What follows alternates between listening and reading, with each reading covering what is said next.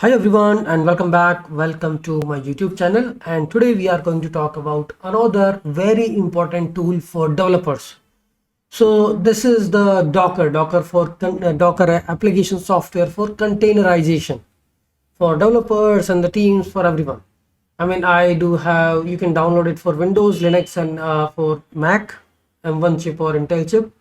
This is really popular tool, and I think each and every developer knows how to work with that. So why shouldn't you? You should also learn how to use Docker desktop. I mean, you can just install Docker desktop, and this is what you will get once you install Docker. So you just download it and just double click on the exe or double click on DMG file. It will get installed automatically. Okay, and once you see this, then this is your Docker dashboard. So we will talk about Docker basic commands and all. We will also talk about a little bit of the Docker architecture, how it really happens and what is the Docker and how it is useful for you. So this is your system. Let's say this is your Mac, M1 or Intel chip, right? Here when you install this Docker container, I mean Docker desktop, and when you run the Docker desktop, it will install a Docker daemon process.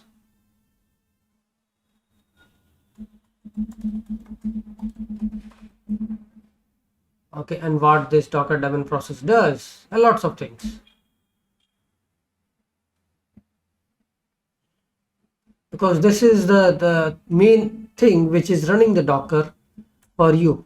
Okay, I will just copy this. This is the daemon process.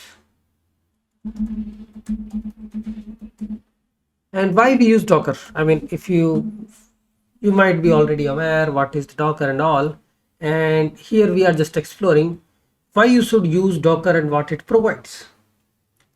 So for in the layman languages, let's say you are a developer and you are working on some front and back end development. Sometimes you need Redis, sometimes MySQL and all. So every time you are installing it, right? Instead of doing all those installation of application software, why can't you just install Docker and create these tiny containers of the Docker, which is giving you a small running application software on the Docker machine. So Docker is nothing but a tiny Ubuntu system. It's like a tiny OS. You can see this is a OS, and there you can install your application software, MySQL. Okay, it can give you Postgres, RabbitMQ, or whatever the application you wanted to run, you can just get it, right? So you already have your own system. You install Docker desktop. Docker desktop has a Docker daemon process, and then you can install whatever the application tools you are looking for, MySQL, Postgres, RabbitMQ. So it will create these tiny containers for you. I mean, these are called Docker containers, Docker runtime. Okay, this is giving you the Redis feature. I installed another Docker container that is giving me MySQL. So what are these Docker containers? Nothing but a small guest operating systems which is inside a tiny container. Tiny, I mean, it is just occupying 300 to 600 MB of space, but it's like a tiny operating system you have put on your host operating system using Docker desktop, and it is using obviously the Docker daemon process to manage, run the containers and all. I mean, I'm just covering it for the very basic audience.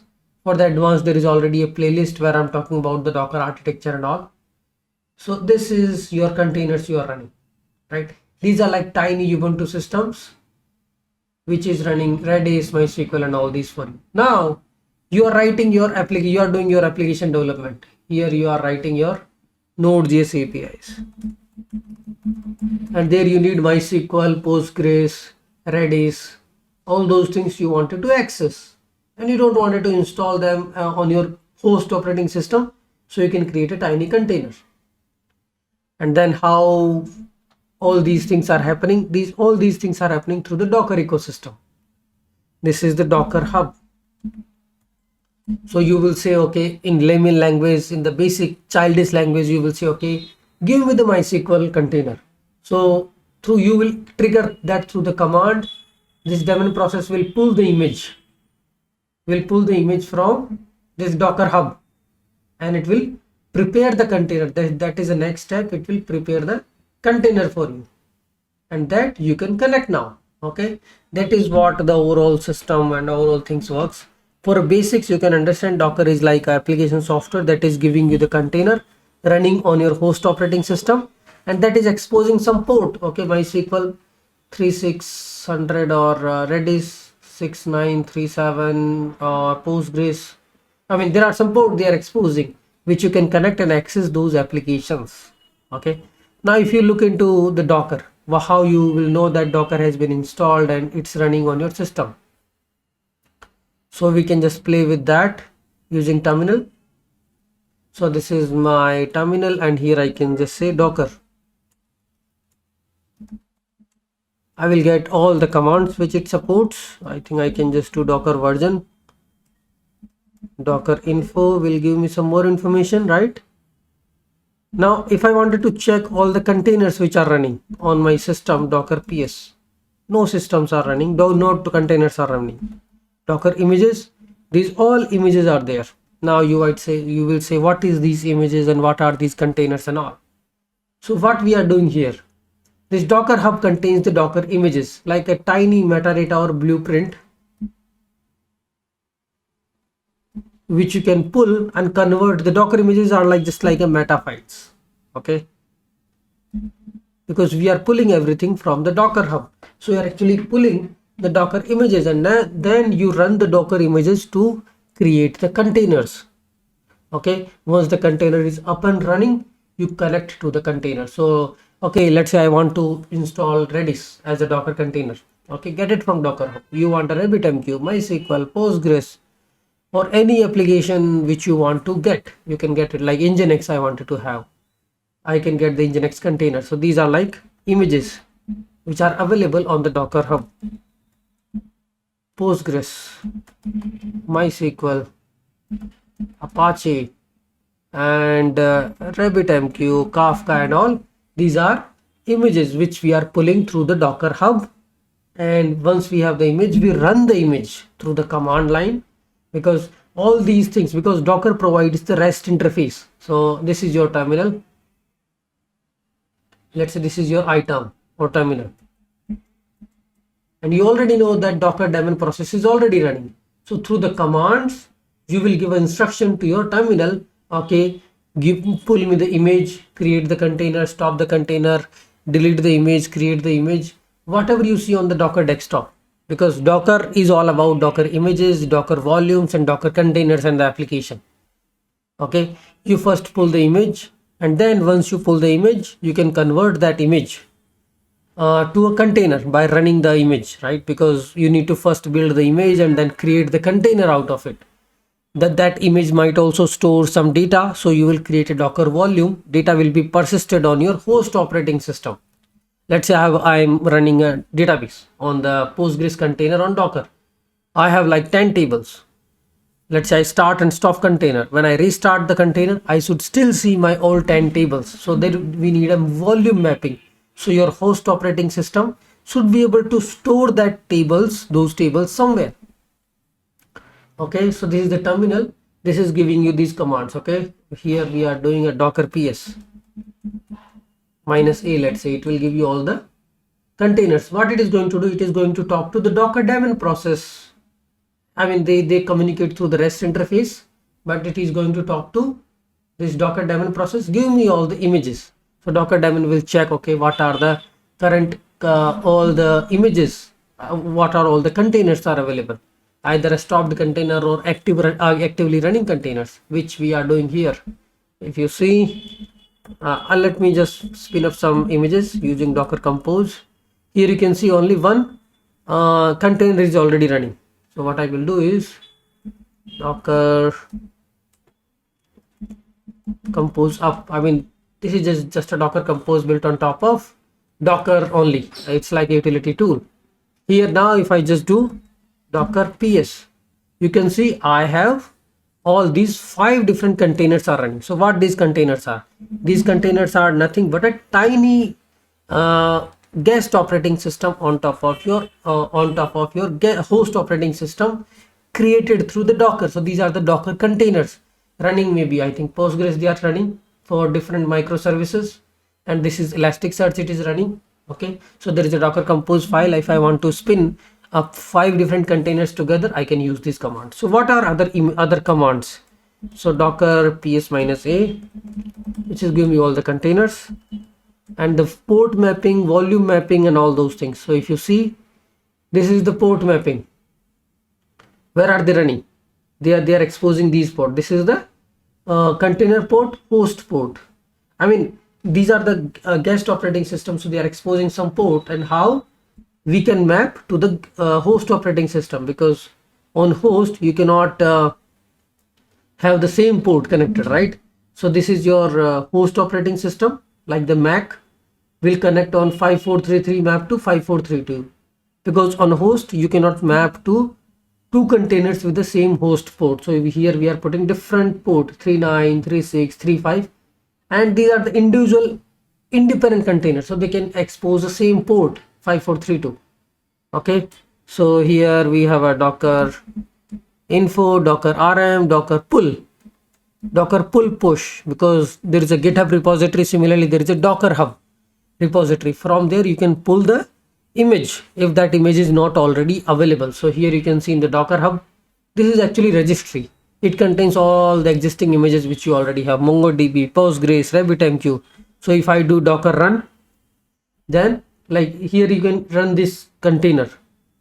Docker run, open settings, local host. Okay, local host is a local host, port is this, host path and container path. You can run this. So what it will do is it will try to create the container for you. You can actually delete. You can also go inside the container. This is okay. I can access the terminal of Elasticsearch using CLI. Okay, allow access. And what I'm trying to do, I'm trying to docker exec. This is the command, docker exec interactive mode. This is my container, and I'm trying to enter inside the container, because that is nothing but a guest operating system installed, right? So you can actually enter inside the Docker container and just run the commands, because this is nothing but a tiny Ubuntu system. You can see this is the root file system you have. You can exit. So through this, I mean, you can, this is the Docker dashboard. You can enter into, you can restart, stop, enter into the terminal. You can delete the container, or you can access that using terminal. So here, this is my Postgres container which I'm trying to access, and I can just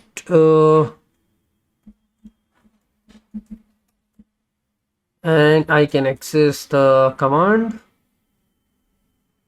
So root execution, like how you access the Postgres -u, I'm not sure what is the username, -p. This is how you access the root user, right? So if you have a user password, you can actually access the user, you can actually enter inside the database. So if I try to see what are the user is API development pass.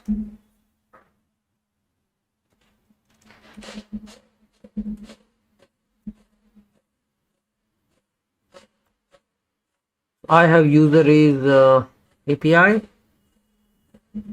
I'm not sure if it will work. The root execution of Postgres server is not permitted. Maybe we are not allowing you to access this. So let's exit directly. So we came out. So you can access the container. So there are like 3 things which you need to understand. I am switching a lot. Let me go here. What are the different transition state? This is your Docker image. You build it, create a Docker container. It can be a simple Docker file also. Maybe if you want to create a custom. So you build the Docker file. What you need to do, you need to build it. So it will, let's say if you created a Docker file is nothing but a text file, you can say. It has instructions. Okay, I wanted to create a container for Postgres. So you will just put a base image. Okay, pull the Postgres image.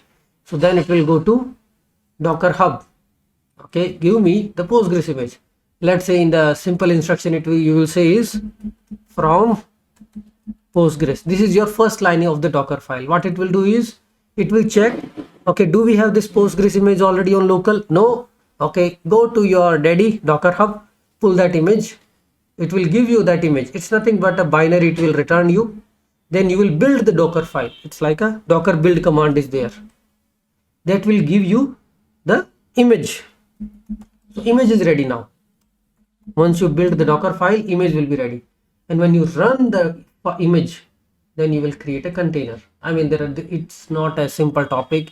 We have to talk about lots of things, but now it is active container, which you can use in your application software, right? So what you do is you have a Docker file, you build it and you run it, and it will become container. Or you just pull the image. If you don't want it to write a Docker file, you just have to pull the image. I mean, you can also pull the image directly from Docker Hub. I just wanted to run Postgres, so I will pull the image from Postgres and I will run it. This will give me the container. So all those things are available for inside a documentation, how it really works, what are the beginner steps. If you wanted to do a containerization of a single application, what we are doing here is we are creating a single Docker file. It's some instructions are there. I will not explain in this video because I'm just talking about the Docker here. You create this Docker file, you run that image, you build that image like this. So this is the Docker file. Okay, here what you are doing command docker build from the current working directory and give this image name like this. Okay, I can do this for you. So let's say we already have a code editor somewhere. I'm switching a lot, but sorry for that. Here I will create a folder demo, and here I can create a Docker file. And obviously don't forget to install the Docker plugin from the VS Code. It is going to help you a lot. You can see all the images, registries, volumes, network, all the things. Here let's do some demo. I'm going to talk about only simple demo. I mean, if you need to learn this, so you need to look for the videos which talks about this extensively. This is the Docker. Let's not do this because we don't have any file right now. I can create an npm init. I mean, let's say create a simple in the integrated terminal. So there is just a simple package JSON file. Okay, I can make this parallel to this so we can switch it easily. And here I can build this, right? There is a file. Okay, so Docker build getting started. So what I'm doing is I'm giving, so what is this Docker file contains? It is saying, okay, pull this node 18 image from the Docker Hub, and there are some instructions written. You don't need to worry about them, but the Docker will execute and Docker will create a container for you. Okay, now once the container is ready, what you will do is you will run the container. You will create the container out of Docker image, and what I'm saying is I'm just executing this command. What it is doing, if you try to see this command, let me clear this and see this command, docker run. This is using the host, and this is the host port and container port, and this is the image because we put the image name in the last command. It will run this container. That's it. If you have written a Node.js app where I am executing some command, something like this, node source index.js. Let's see, I have a source folder here, and there is an index.js file. Then also you need to do lots of other things like npm install -- save express, because we are creating a tiny Node.js app. Inside index.js const app equal to, first of all, require express.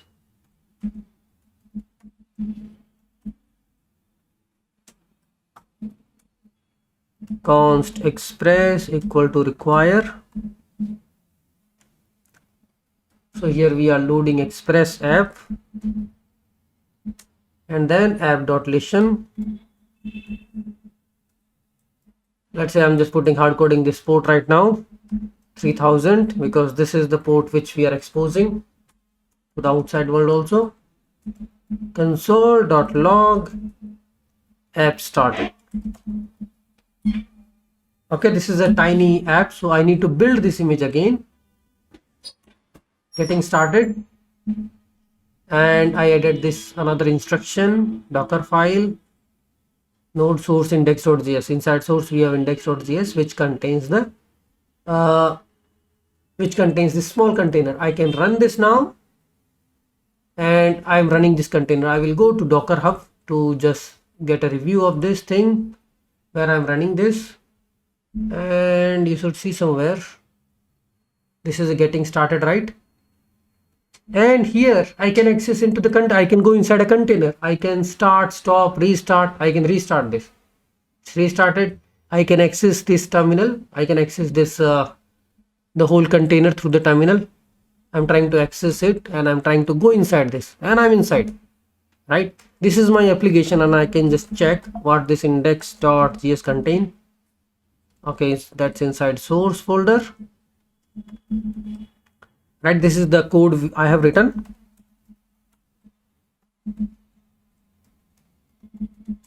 And you can see if this app is running already, which we can see from here. It is running, right? This is app started. So it is running on port 3000, and we also did a port mapping here. Now if I just do localhost, currently there is no endpoint defined, so it will give you not defined or not found. If I do curl localhost, it says not there is nothing, right? We could have created like app.get. App.get, this is the URL, request response, and you can just say response.send hello world. Response.status also there, status, let's say I'm sending 200.send. I will build the container again, run the image again. So programming external, what is this? Port is already allocated, so I need to kill this container, or let me see what we can do. I again lost the track of dashboard. Let's move this here, and I will kill both these containers because that is already occupying this and it's running. Now I can start this, and it started. Now if I try to do curl again, same thing. I got the hello world, right? That's the beauty of it.